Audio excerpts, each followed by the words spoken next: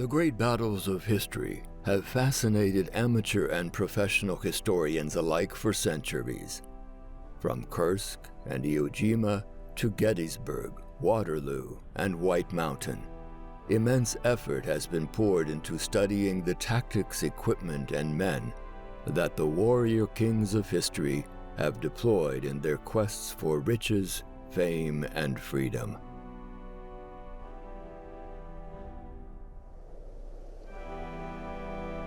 Today, follow me on a journey back through the sands of time to a period of pyramids, plagues, and power, to an era of bronze and chariots, to the Battle of Kadesh and the clash of Hades Muwatalli II and Egypt's Ramesses the Great.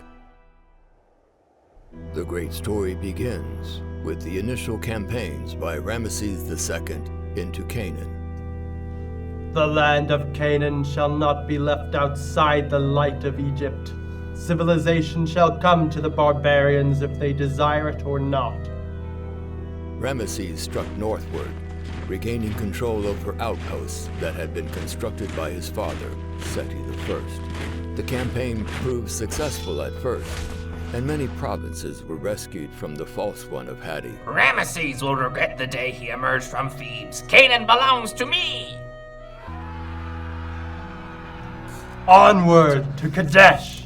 In his march to Kadesh, Ramesses had organized his army into 4 divisions: Amun, Ra, Ptah, and Set. Ramesses personally led the Amun division and divided his chariots between his generals to make 4 equal threats to the Hittite army. All 4 divisions of Ramesses' host raced north towards the southern reaches of the Hittite Empire to engage in a decisive battle with Muwatalli to shatter the power of his kingdom and finally control the border.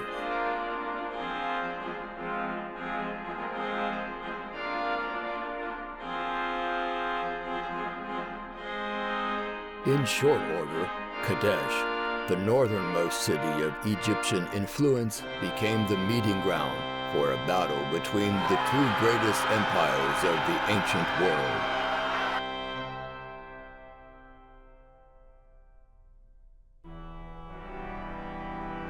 Where does the false one of Hati make his camp? Far to the north, several days' journey away. Good. Then we will make camp here at Kadesh and let him come to us.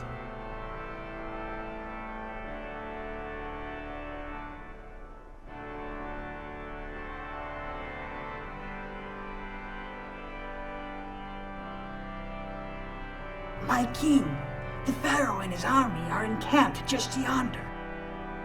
Then we shall attack! My charioteers, ride for the enemy's camp! Ramesses made camp just west of the city of Old Kadesh, just northeast of Kadesh itself, out of which the host of Muwatalli erupted forth.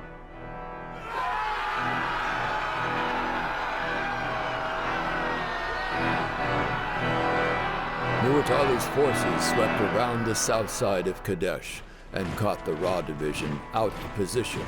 The attack fell upon Ra's right flank and shattered the Egyptian battle line.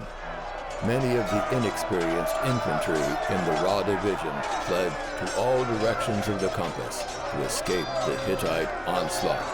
But a few of the Ra veterans and most of the chariots escaped north to Ramesses' camp and the Amun division. The Ra survivors arrived at the camp with no time to warn their pharaoh before the Hittite charioteers arrived.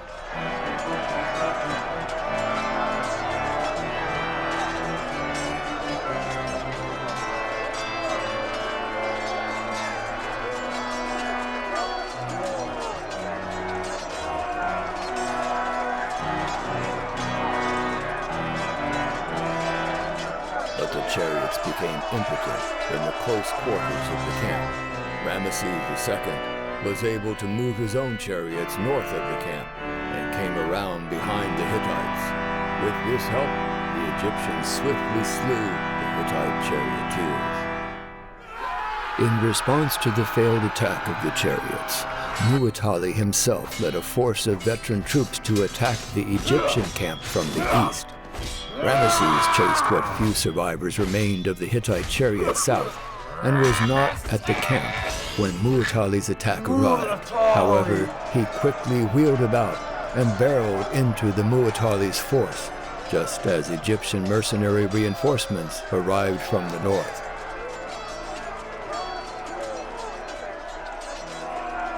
Mu'atali took to flight upon seeing his troops beset on 3 sides and retreated back to his remaining forces at Old Kadesh.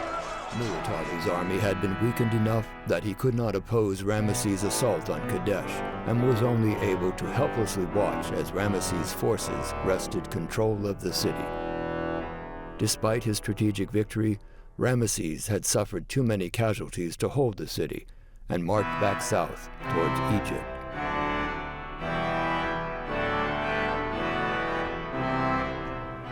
After all that, and they left anyway. Finders keepers!